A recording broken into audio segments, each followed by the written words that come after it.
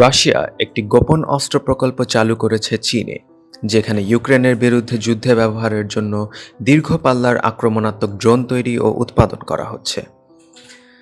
ইউরোপীয় গোয়েন্দা সংস্থার দুটি সূত্র ও নথি পর্যালোচনা করে গণমাধ্যমে এই তথ্য তুলে ধরা হয়েছে এবং বুধবার রয়টার্স এ বিষয়ে একটি প্রতিবেদন প্রকাশ করেছে।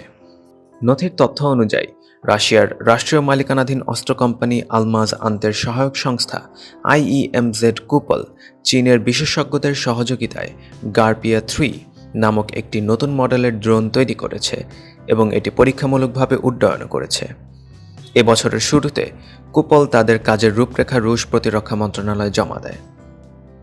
কুপল আরও জানায় যে তারা চীনের একটি কারখানায় G3 সহ অন্যান্য মডেলের ড্রোন তৈরি করতে সক্ষম হয়েছে এবং এই ড্রোনগুলো ইউক্রেনের বিশেষ সামরিক অভিযানে মোতায়েন করা হতে পারে। এ বিষয়ে কুপল, আলমাজ আন্তে এবং রাশিয়ার প্রতিরক্ষা মন্ত্রণালয়ের পক্ষ থেকে কোনো মন্তব্য পাওয়া যায়নি। অন্যদিকে চীনের পররাষ্ট্র মন্ত্রণালয় রয়টার্সকে জানিয়েছে যে তারা এই ধরনের কোনো প্রকল্প সম্পর্কে অবগত নয়। তারা আরও জানায়, বেইজিং ড্রোন বা মনুষ্যবিহীন এরিয়াল ভেহিকল রপ্তানির ওপর কঠোর নিয়ন্ত্রণ ব্যবস্থা নিয়েছে। লন্ডন ভিত্তিক প্রতিরক্ষা think tank International Institute for Strategic স্টাডিজের রিসার্চ ফেলো ফ্যাবিয়ান হেন্স বলেছেন, যদি চীন থেকে রাশিয়ায় ইউএভি সরবরাহ নিশ্চিত হয় তবে এটি একটি উল্লেখযোগ্য অগ্রগতি হবে। তিনি রয়টার্সকে আরও বলেন, এখন পর্যন্ত চীন যে সরবরাহ করেছে তা বেশিরভাগই ছিল দ্বৈত ব্যবহারের পণ্য। এরা ছিল উপাদান এবং উপ-উপাদান যা অস্ত্র তৈরির প্রক্রিয়া ব্যবহার করা যেতে পারে, তবে গোটা অস্ত্র ব্যবস্থা স্থানান্তরের বিষয়ে কোনো প্রমাণ পাওয়া যায়নি।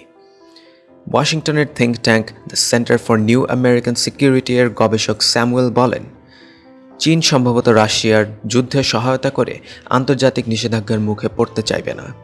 ফলে রাশিয়ার সামরিক ড্রোন উৎপাদনে চীন সহায়তা করছে সেটি নিশ্চিত হতে আরও তথ্য জানা প্রয়োজন।